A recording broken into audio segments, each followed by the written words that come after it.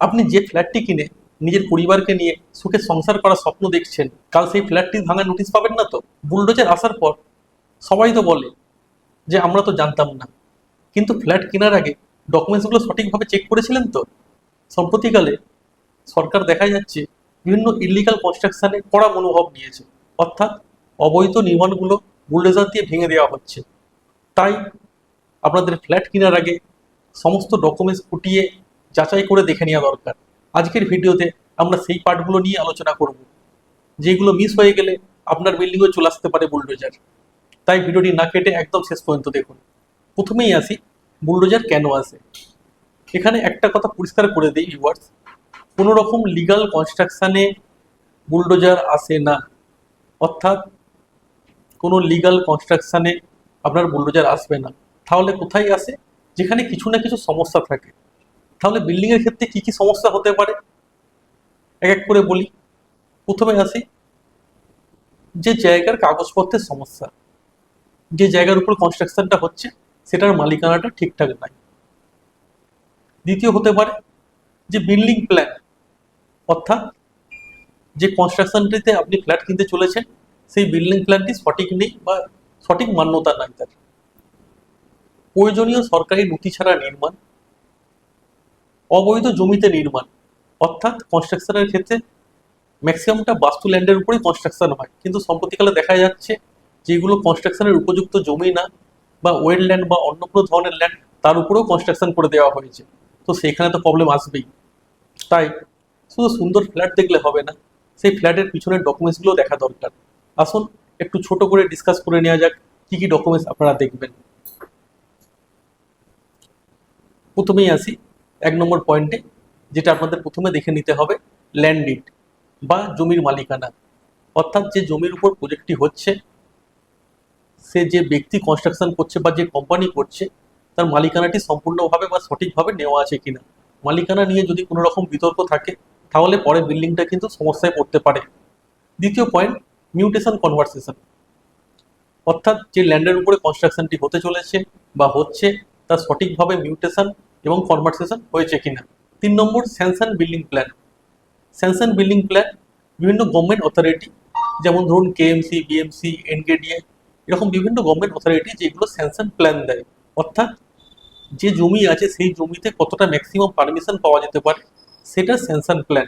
সেই প্ল্যানটি কিন্তু আপনাদের দেখে নিতে হবে যে সঠিক প্ল্যান, সেটা অ্যাপ্রুভালটা আছে কিনা। তারপর আসি রেরা রেজিস্ট্রেশন।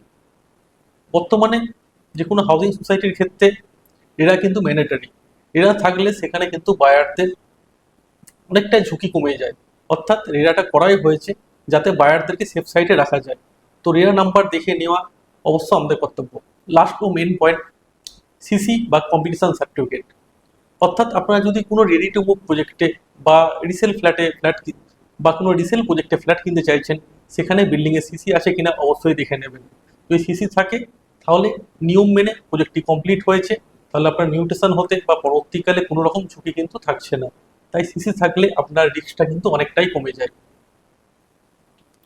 ভিউয়ার্স, আপনারা অনেকেই আমাদেরকে কোশ্চেন করছেন যে নিউটন রাজঘাট অঞ্চলে বুলডোজার চলার রিস্ক কতটা আছে, অর্থাৎ এদিকের বিল্ডিংগুলো কি ভাঙা যেতে পারে বা চান্সেস কতটা। তো আপনাদেরকে বলি, আপনাদের ভয় পাওয়ার প্রয়োজন নেই। কেন, রাজারহাট নিউ টাউনের ম্যাক্সিমাম এরিয়াটি এনকেডিএ অর্থাৎ নিউ টাউন কলকাতা ডেভেলপমেন্ট অথরিটির আন্ডারে। এখানে প্রত্যেকটা বিল্ডিং প্ল্যান মেনে কাজ হয়েছে। অর্থাৎ যেখানে G+4 পারমিশন সেখানে G+4ই হয়েছে, যেখানে হাই রাইসের পারমিশন সেখানে হাই রাইসই হয়েছে। তো সেক্ষেত্রে এখানে আপনার বিল্ডিং ভাঙার চান্সেসটা বা ভয়টা একদমই নেই বললেই চলে। তবে হ্যাঁ, এটা বলবো না যে এখানে সমস্ত বিল্ডিংই লিগাল। তো ম্যাক্সিমাম ক্ষেত্রে আপনারা যদি চেক করে নিতে পারেন বা সঠিকভাবে যদি যাচাই করে নিতে পারেন, তাহলে কিন্তু আপনারা ঠকবেন না। কেন, এই এরিয়াতে ম্যাক্সিমাম কনস্ট্রাকশন আপনি লিগাল, এটা ধরে নিতে পারেন। এবার আসি লাস্ট পার্টে, আমরা অর্থাৎ খান রিয়েল এস্টেট আপনাদেরকে কিভাবে সহায়তা করবে। বন্ধুরা, আমরা শুধু ফ্ল্যাট দেখাই না, ফ্ল্যাট দেখা থেকে শুরু করে আপনার রেজিস্ট্রেশন পর্যন্ত সমস্ত প্রসেসগুলো আমরা স্টেপ বাই স্টেপ কমপ্লিট করতে সাহায্য করি। অর্থাৎ সাইট ভিজিট, ফ্ল্যাটের ডকুমেন্টেশন, ফ্ল্যাটের অ্যাপ্রুভাল চেকিং এবং একটা প্রজেক্টের সঙ্গে অন্য প্রজেক্টের কম্পেয়ার করা, লোকেশনের সঙ্গে লোকেশনের কম্পেয়ার করা, যে কোন জায়গায় আপনি টাকাটা লাগালে সেটা সঠিক বিনিয়োগ হবে এবং আপনার থাকার জন্য কোন জায়গাটা সঠিক হতে পারে, কানেক্টিভিটি থেকে শুরু করে আপনার যে সারাউন্ডিং এনভায়রনমেন্ট, যে স্কুল কলেজ হসপিটাল, কোথা কোথা থেকে কোন প্রজেক্ট থেকে কতটা ডিস্টেন্স, পুরোটাই আমরা কিন্তু আপনাকে গাইড প্রোভাইড করি। তাই যদি সঠিক গাইডেন্স পেতে চান এবং যদি মনে হয় যে হ্যাঁ আপনি এমন একটি ফ্ল্যাটে থাকবেন যেখানে ফিউচারে বুলডোজার আসার ভয় থাকবে না, তাহলে কিন্তু আপনাদেরকে যোগাযোগ করতেই হবে খান রিয়েল এস্টেটে। লাস্টে একটা কথা বলেই শেষ করব, ফ্ল্যাট কেনার আগে শুধু ফ্লোর প্ল্যান নয়, সমস্ত ডকুমেন্ট এবং সমস্ত প্ল্যানগুলো দেখে নিন।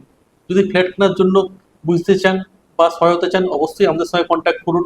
আর যদি মনে হয় যে একটা চেক লিস্ট কী কী দেখে নেওয়া দরকার, তাহলে আমাদের ভিডিওর নিচে কমেন্ট করুন চেক লিস্ট লিখে, আমরা আপনাদেরকে একটা ফ্রি পিডিএফ প্রোভাইড করব, যেখানে আপনি সমস্ত লিস্টগুলো পেয়ে যাবেন যে ফ্ল্যাট কেনার আগে কী কী চেক করতে হয়। তাহলে দেরি না করে এখনই কমেন্ট করুন চেক লিস্ট। Thank you.